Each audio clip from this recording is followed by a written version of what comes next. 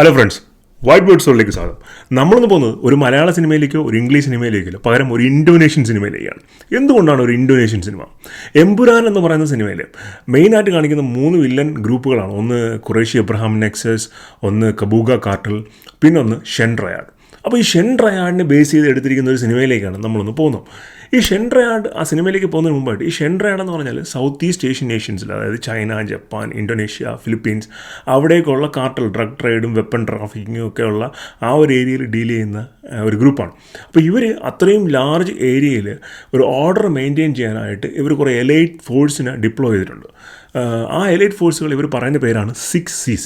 ഈ സിനിമ ശരിക്കും പറഞ്ഞാൽ അങ്ങനെയുള്ള ഒരു 6 Seas ഗ്യാങ് മെമ്പറെ ബേസ് ചെയ്ത് പോകുന്നൊരു സിനിമയാണ്. ഡോക്യുമെൻ്ററി ഒന്നുമല്ല, പക്ക ആക്ഷൻ പടമാണ്, ഔട്ട് ആൻഡ് ഔട്ട് ആക്ഷൻ പടമാണ്. അപ്പോൾ കൂടുതൽ ഡെക്കറേഷനൊന്നും ഇല്ലാതെ നമുക്ക് സിനിമയിലേക്ക് പോകും. ഈ 6 Seas എന്ന് പറഞ്ഞത് ഒരു എലൈറ്റ് മേഴ്സണറി ഗ്രൂപ്പാണ്. 6 ട്രെയിൻഡ് മേഴ്സണറീസാണ്. അവരുടെ ലക്ഷ്യം തന്നെ ഈ കാർട്ടലിനെതിരെ പ്രവർത്തിക്കുന്ന എല്ലാ ആൾക്കാരെയും കംപ്ലീറ്റ്ലി അടിച്ച് ഒതുക്കി റെഡിയാക്കുക എന്നുള്ള ഒരു ദയാദാക്ഷിണ്യം കൂടാതെ. അങ്ങനെ ഒരു സിറ്റുവേഷൻ ഒരു ഗ്രാമത്തിനെ മുഴുവൻ കൂട്ടക്കൊല ചെയ്തതിന് ശേഷം അവിടെ ഒരു കുട്ടി മാത്രം റിമെയിൻ ചെയ്യുന്നു. ആ കുട്ടിയെ വധിക്കാനുള്ള ഒരു സിറ്റുവേഷനിൽ ആ 6 Seas അടിക്കുന്ന ഒരാൾക്ക് ഒരു തിരിച്ചറിവുണ്ടാകുന്നു. What is my life for എന്നുള്ളൊരു തിരിച്ചറിവുണ്ടാകുകയും അദ്ദേഹം ആ കുട്ടി അവിടെ നിന്ന് രക്ഷപ്പെടുത്തുകയും ചെയ്യുന്നു.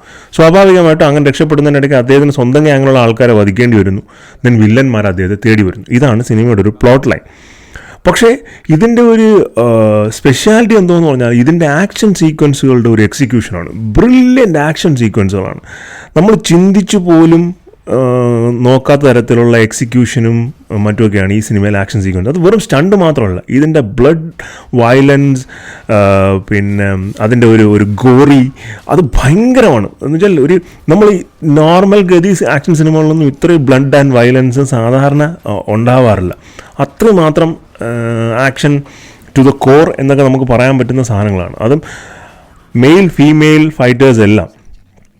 ജോ ടോസൺ, ഇക്കോ വോയ്സ് ഒക്കെയാണ് ഇതിൽ മെയിൻ ക്യാരക്ടേഴ്സായിട്ട് വരുന്നത്. ഗംഭീരമായ ആക്ഷൻ സ്റ്റണ്ടുകളാണ്. നമുക്ക് 2 മണിക്കൂറോളം കംപ്ലീറ്റ്ലി എൻജോയ് ചെയ്ത് കാണാൻ പറ്റുന്ന തരത്തിലുള്ള പെർഫോമൻസും വളരെ എൻഗേജിങ് ആയ ഒരു സ്റ്റോറി ടെല്ലിങ്ങും വളരെ ഇമോഷണലി കണക്റ്റ് ആവുന്ന ക്യാരക്ടേഴ്സും അവരുടെ ഒരു ആർക്കും ഒക്കെയാണ്. അപ്പോൾ തീർച്ചയായിട്ടും നെറ്റ്ഫ്ലിക്സിൽ പോയിട്ട് നമുക്ക് ഒരു ഫ്രൈഡേ വീക്കെൻഡ് കാണാവുന്ന, അല്ലെങ്കിൽ എപ്പോൾ വേണമെങ്കിലും കാണാവുന്ന തരത്തിലുള്ള ഒരു ഗംഭീരം പടമാണ്. അപ്പോൾ സിനിമ നിങ്ങൾ കാണുക. അപ്പോൾ the night comes for us എന്ന സിനിമയുടെ റിവ്യൂ നിങ്ങൾക്ക് ഇഷ്ടപ്പെട്ടു എന്ന് കരുതുന്നു. ഇഷ്ടപ്പെട്ടുണ്ടെങ്കിൽ നിങ്ങളുടെ ഫീഡ്ബാക്ക് കമൻറ്റ് ചെയ്യുക. എമ്പുരാൻ എന്ന് പറയുന്ന സിനിമയുടെ ഒരു L3 തേർഡ് പാർട്ട് ഇനി വരുന്നുണ്ടെങ്കിൽ ഇതുപോലുള്ളൊരു ഫൈറ്റ് സീക്വൻസുകളും ഇതുപോലത്തുള്ള വില്ലന്മാരും ഒക്കെ ആണെങ്കിൽ വേറെ ലെവലായിരിക്കും പടം. അപ്പോൾ എന്തായാലും കണ്ടിട്ട് നിങ്ങളുടെ അഭിപ്രായങ്ങൾ കമൻറ്റ് ചെയ്യുക. വീഡിയോസ് ഇഷ്ടപ്പെടുന്നുണ്ടെങ്കിൽ ലൈക്ക് ചെയ്യുക, ഷെയർ ചെയ്യുക, സബ്സ്ക്രൈബ് ചെയ്യുക. മറ്റൊരു വീഡിയോ ആയിരിക്കും. ബൈ.